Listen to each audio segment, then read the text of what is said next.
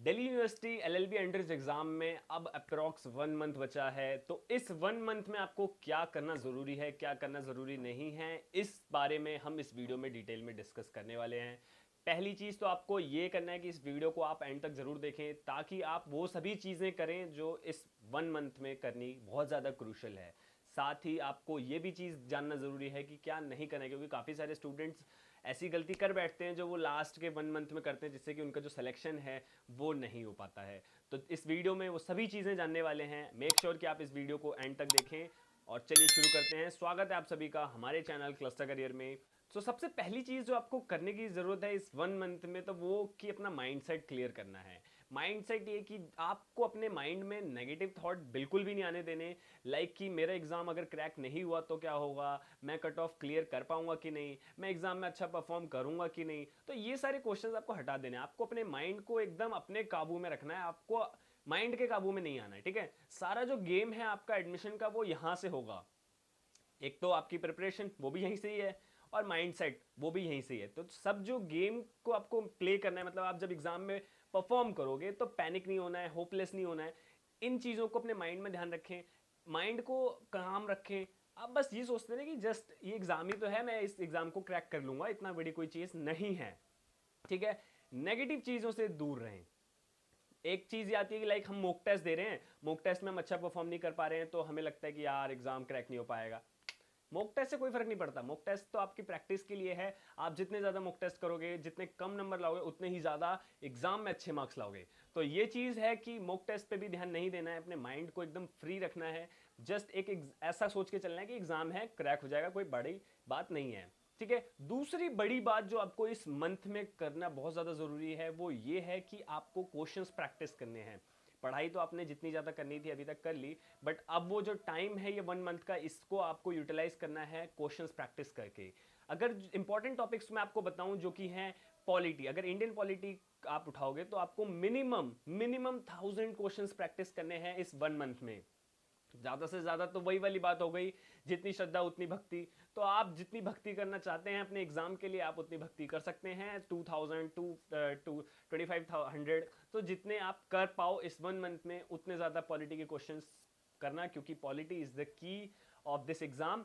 फिर उसके साथ साथ आपको लीगल, लीगल में क्या होता है, law of contract, criminal law, law of tort, फिर आपके लीगल केसेस जितने भी हैं, अपॉइंटमेंट्स, तो इनके ऊपर भी आपको केस क्वेश्चंस हैं जो मिल जाएंगे। या तो आपने यूनिवर्सल की बुक परचेस की हो, या फिर सिंगल की, या अगर नहीं की है तो आप ऑनलाइन भी कहीं ना कहीं से आप जुगाड़ कर सकते हो। आपको पता भी होगा बहुत सारे ग्रुप्स हैं, उनमें भी क्वेश्चंस आते रहते हैं। तो आपको क्वेश्चंस सॉल्व करने पे ज़्यादा से ज़्यादा फोकस करना है। ये चीज़ आप ध्यान रखें कि आप जितने भी क्वेश्चन सॉल्व करें उनको मेमोराइज भी करें, क्योंकि आप कॉन्सेप्ट क्लियर कर रहे हैं अपना, ठीक है। एग्जाम में क्या होगा कि डीओएलएलबी का पैटर्न फिक्स नहीं है, ठीक है। तो अगर आपके कॉन्सेप्ट क्लियर हैं तो आप इजीली सॉल्व कर लोगे अपने कॉन्सेप्ट के बेसिस पे कोई भी क्वेश्चन जब अगर एग्जाम में आएगा तो, ठीक है। क्वेश्चंस को प्रैक्टिस करें ज़्यादा से ज़्यादा, जितने ज़्यादा हो सके उतने ज़्यादा क्वेश्चंस को प्रैक्टिस करें। इसके साथ साथ आपको लास्ट 10 ईयर के क्वेश्चंस पेपर को सॉल्व करना है, क्योंकि जो एग्जाम है वो रिपीट होते हैं, एग्जाम में क्वेश्चंस हर बार रिपीट होते हैं। तो आप जब प्रीवियस ईयर लास्ट 10 ईयर्स के सॉल्व कर लोगे तो आपको थोड़ा कॉन्फिडेंस आएगा, आपको एग्जाम का पैटर्न थोड़ा बहुत समझ में आएगा। बिकॉज पैटर्न तो फिक्स नहीं है, बट हाँ आप पकड़ पाओगे कि किस टॉपिक से कितने क्वेश्चन आ रहे हैं, क्या आ रहा है। तो आप ये जरूर करो कि लास्ट 10 ईयर के क्वेश्चन पेपर सॉल्व कर जाओ इस 1 मंथ में। और जो मैक्सिमम 2 दिन का काम है लास्ट 10 ईयर्स के पेपर सॉल्व करना, प्लस क्या करना है आपको कि लीगल के आपको 1000 क्वेश्चंस करने हैं, पॉलिटी के 1000 और 2000 क्वेश्चन आप कर सकते हो, ठीक है। नेक्स्ट जो कि मोस्ट इंपॉर्टेंट चीज है जो 3rd नंबर पे है, वो ये कि आपको रिवाइज करना है करंट अफेयर, आपको पॉलिटी रिवाइज करनी है और लीगल। ये जो 3 मेन टॉपिक्स हैं ये लॉ एंट्रेंस एग्जाम के की माने जा रहे हैं, क्योंकि हर साल इन तीनों टॉपिक से काफी सारे क्वेश्चन आए हैं। तो करंट अफेयर्स को रिवाइज करो, और अपने लीगल के कॉन्सेप्ट को रिवाइज कर सकते हो क्वेश्चन प्रैक्टिस करने के साथ साथ।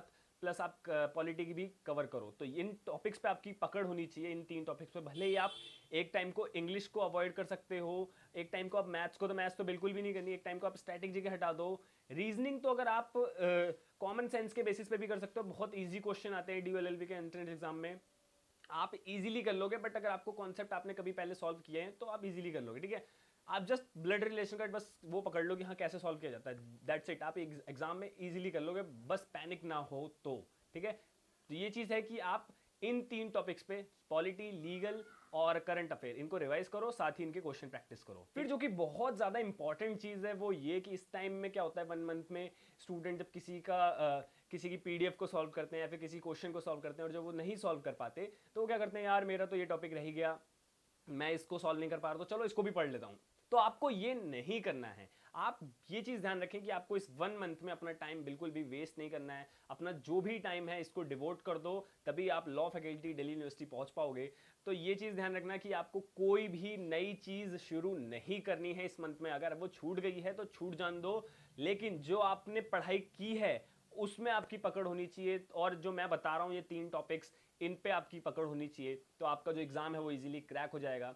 फिर मैं अभी कुछ दिनों बाद आपके लिए एक वीडियो भी लाऊंगा कि आपको एग्जाम में कैसे परफॉर्म करना है, क्योंकि काफ़ी सारे स्टूडेंट्स को पता नहीं होता है कितने क्वेश्चन अटेम्प्ट करने हैं, क्या कितना एक मार्जिन लेके चल सकते हैं हम, कैसे माइंड को शांत रखना है, वो सारी चीज़ें मैं नेक्स्ट वीडियो में आपको बताऊंगा। तो आप चैनल को सब्सक्राइब कर लो, बेल आइकन प्रेस कर लो, ताकि उस वीडियो का अपडेट आपको सबसे पहले मिले और आपके जो दिल्ली यूनिवर्सिटी लॉ फैकल्टी में आने के चांस हैं वो बने रहें। तो गाइज ये 3 चीज़ आप ध्यान रखना, जो भी पढ़ा है आपने उसी को रिवाइज करो बार बार, तभी आपको सक्सेस मिल पाएगी और आपका जो एग्जाम है वो इजीली क्रैक होगा। सो आई होप आप सभी को समझ आया होगा कि इस 1 मंथ में आपको क्या करने की जरूरत है। और अगर अभी तक आपने इस वीडियो को शेयर नहीं किया है अपने दोस्तों के साथ, तो प्लीज आपसे रिक्वेस्ट है सभी स्टूडेंट से शेयर करें। और अगर आपका कोई डाउट है तो you can ask me in the comment section. So इस वीडियो को लाइक जरूर करना। Thank you, god bless you all.